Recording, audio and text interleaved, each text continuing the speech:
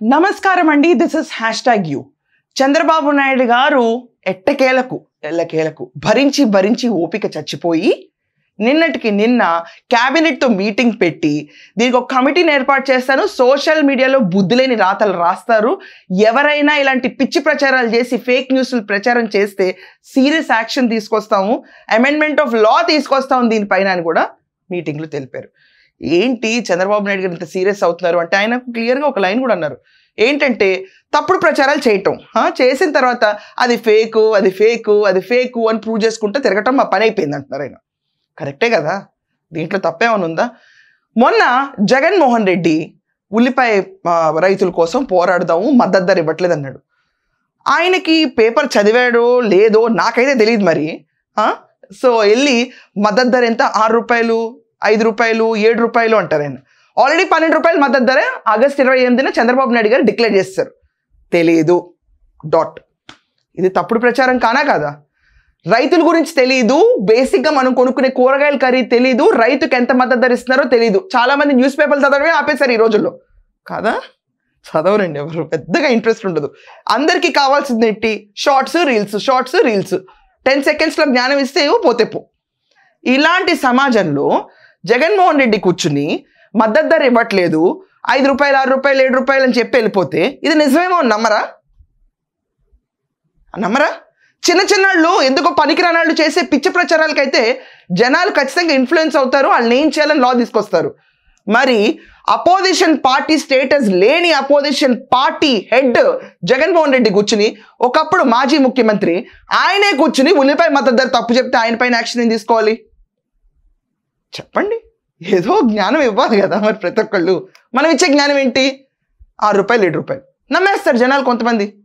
But government ఇస్తున్న మద్దతు ధర ఎంత? 12 రూపాయలు. ఆ 12 రూపాయల గురించి మాట్లాడేవాళ్ళు ఎవరు?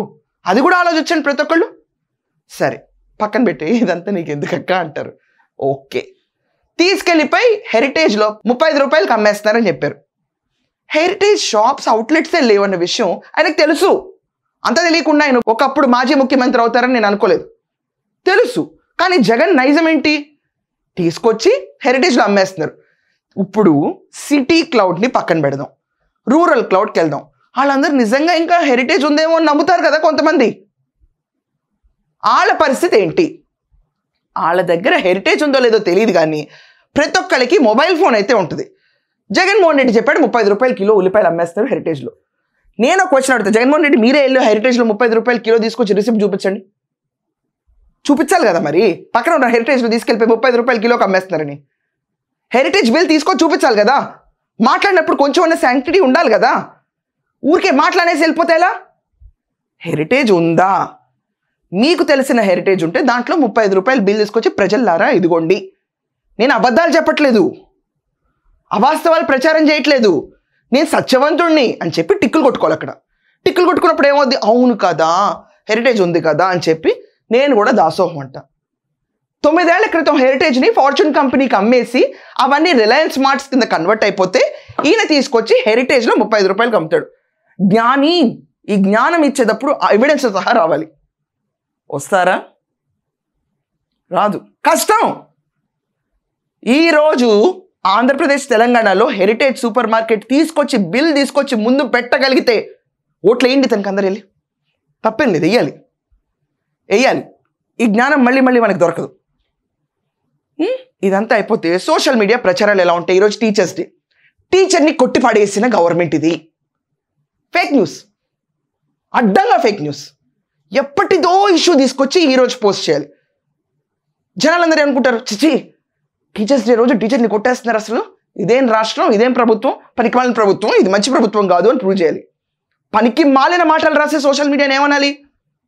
ఈరోజు న్యూస్ అది పక్కన పెట్టండి. దాని తర్వాత విశాఖ స్టీల్ ఫ్యాక్టరీ తీసుకెళ్ళిపోయి ప్రైవేటీకరణ చేసేస్తున్నారు. అసలు నీకు విశాఖ స్టీల్ ఫ్యాక్టరీ గురించి లాస్ట్ 5 ఏళ్ళు ఎవరైనా పోరాడిన చిహ్నాలు కనిపిస్తున్నాయి ఎవరికన్నా? ప్రైవేటీకరణ అయిపోయింది అది. పవన్ కళ్యాణ్ గారు ఢిల్లీ చుట్టూ తిరిగి విశాఖ స్టీల్ ఫ్యాక్టరీ గురించి లోకేష్ గారు, చంద్రబాబు నాయుడు గారు ఎఫర్ట్ పెడితే దాని గురించి ప్రైవేటీకరణ అయిపోతుంది. ఏం మాట్లాడుతున్నారు? ఇదంతా కాకుండా ఇంకొక సేడిస్టిక్ న్యూస్ ఏంటంటే విశాఖ స్టీల్ ఫ్యాక్టరీ స్థలాన్ని తీసేసి అక్కడ కొత్త రాజధాని నిర్మిస్తున్నారంట. ఎవడు చెప్తున్నాడు ఈ పిచ్చి మాటలన్నీ? ఎవడు చెప్తున్నాడు? కళల్లో వచ్చి ఎవడన్నా చెప్తున్నాడా ఎవరికన్నా?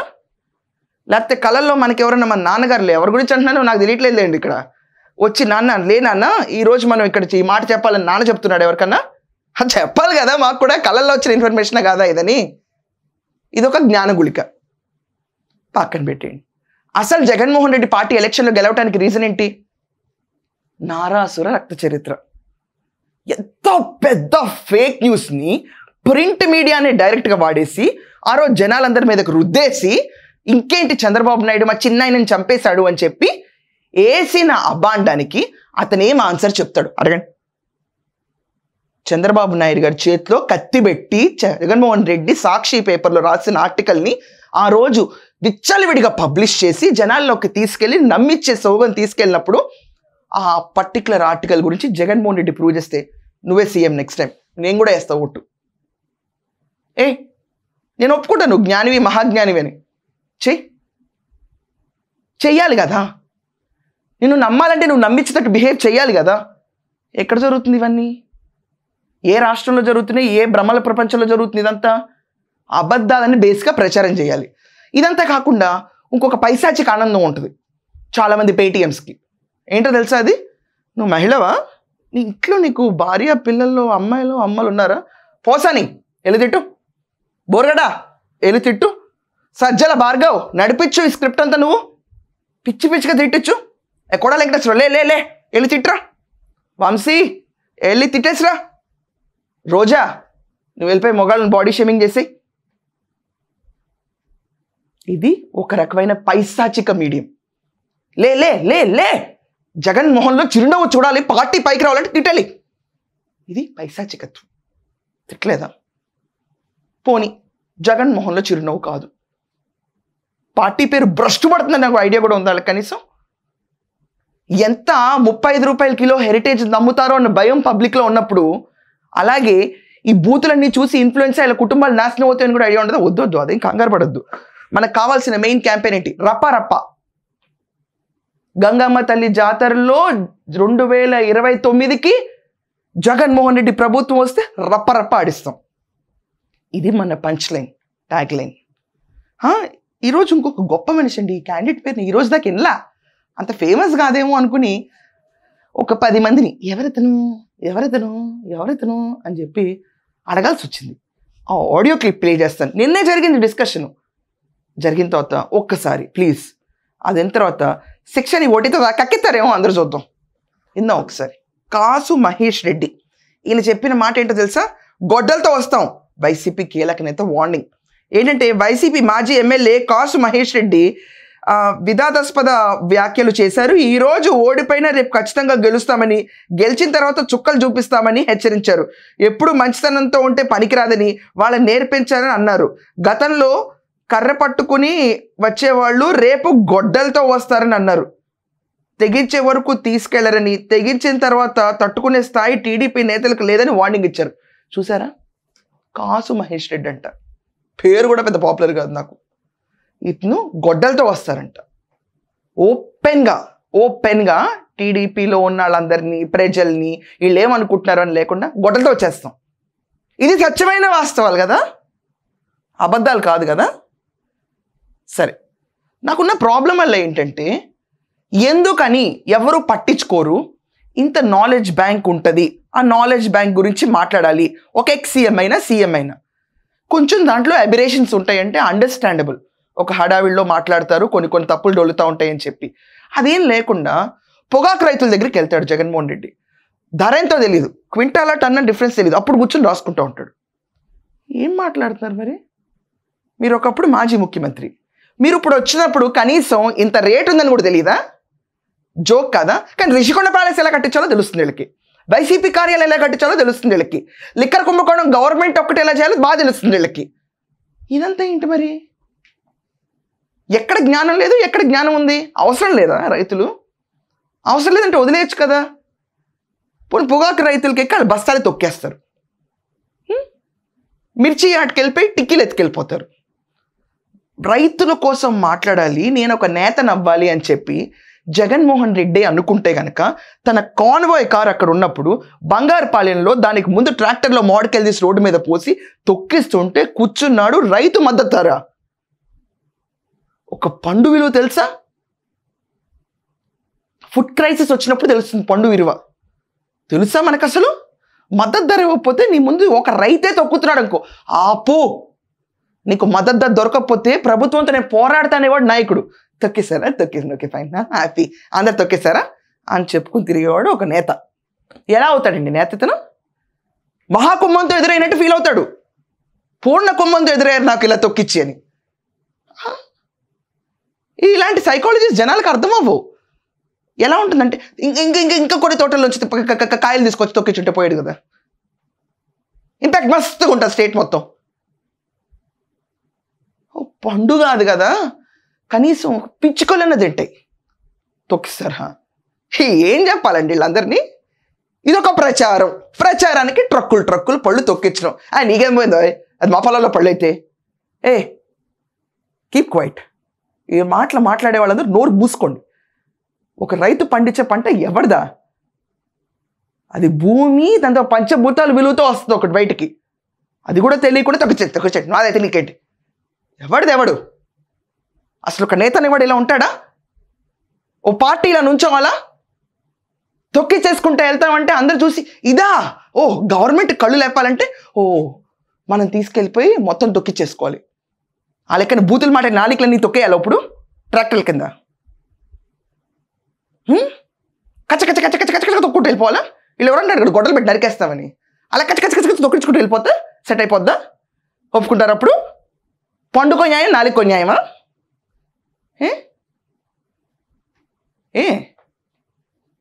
లిక్కర్ కుంభకోణం అసలు జరగలేదండి. ఇదంతా ఫేక్ ప్రచారం. చంద్రబాబు నాయుడు సిట్ అనేది ఒకటి పెట్టి రోజు మీడియా కూర్చుని ఇచ్చేయండి, రాకుండా 3 వార్తలు ఇచ్చేయండి, వాళ్ళకి వెళ్ళికండి వీళ్ళకి వెళ్ళికండి అని. మరి ఎలా చనిపోయారమ్మా రాష్ట్రంలో జనాలు? 30,000కి పైన చావులు ఎందుకు వచ్చినాయి? దరిద్రపు చెత్త లిక్కర్ దాగి.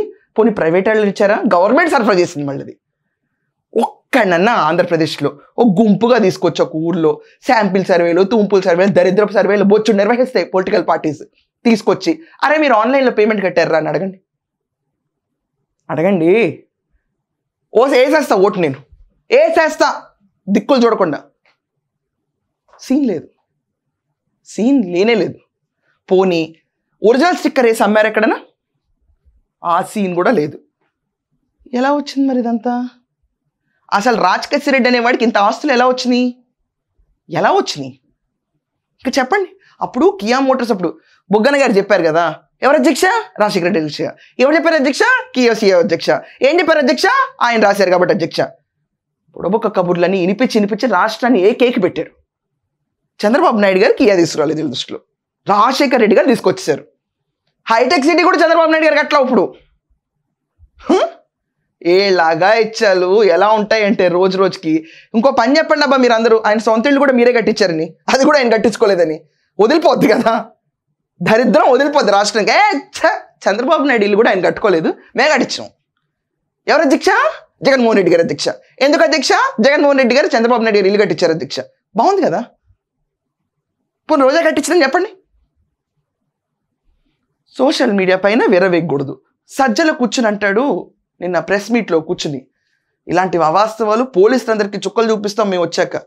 రావాలి కదా. ఇదంతా పక్కన పెట్టండి.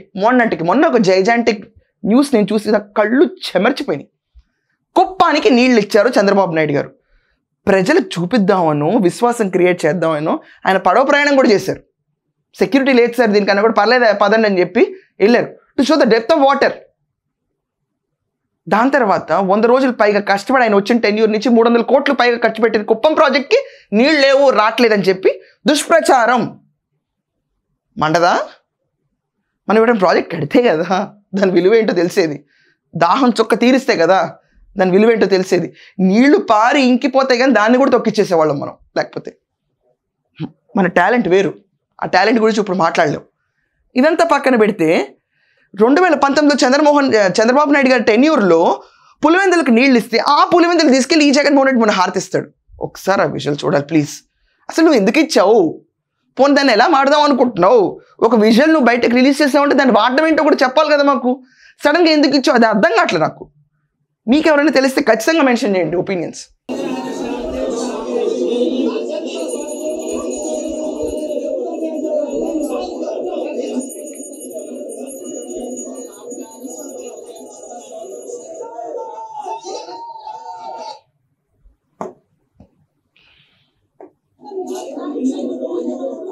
ఓ అదే అవినాష్ కూడా ఉన్నాడా? చూసారు కదా, పులివెందుల నీళ్ళకి హారతి ఇచ్చిన జగన్మోహన్ రెడ్డి. చెల్లికి మళ్ళీ పెళ్లి జరిగిందా ఇక్కడ? కియాక్ జరిగింది, ఇప్పుడు పులివెందుల నీళ్ళకి కూడా జరిగిందా? పక్కన అవినాష్ రెడ్డి కూడా మళ్ళీ దగ్గర పెళ్లి చేపిస్తున్నాడు. ఏంటిదంతా ఏంటిదంతా? ఆయన హారతి ఇస్తే మనం హారతి ఇవ్వాలి. రేపు ఆయన తలబాదుకుంటే మీరు తలబాదుకుంటారా? ఇలా ఉంటాయండి సోషల్ మీడియా ప్రచారాలు. ప్రతిదాన్ని తిప్పి కొట్టాలి, ప్రతిదాన్ని ఆన్సర్ చేయాలంటే గవర్నమెంట్ డ్యూటీ కాదు.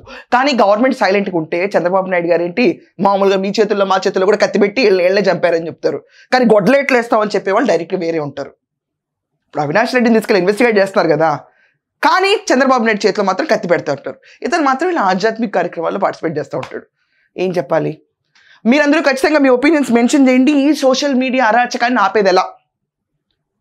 రియల్ టైమ్ గవర్నెన్స్లో జరుగుతున్న ఫ్యాక్ట్స్ని జనాల దగ్గరికి తీసుకెళ్లాలంటే ఏం చేయాలి? అండ్ నిన్న క్యాబినెట్లో చంద్రబాబు నాయుడు గారి ఇష్యూని ప్రస్తావించి స్టర్నెస్గా యాక్షన్ తీసుకోవడం సబబా కాదా? That's all for now. Thank you.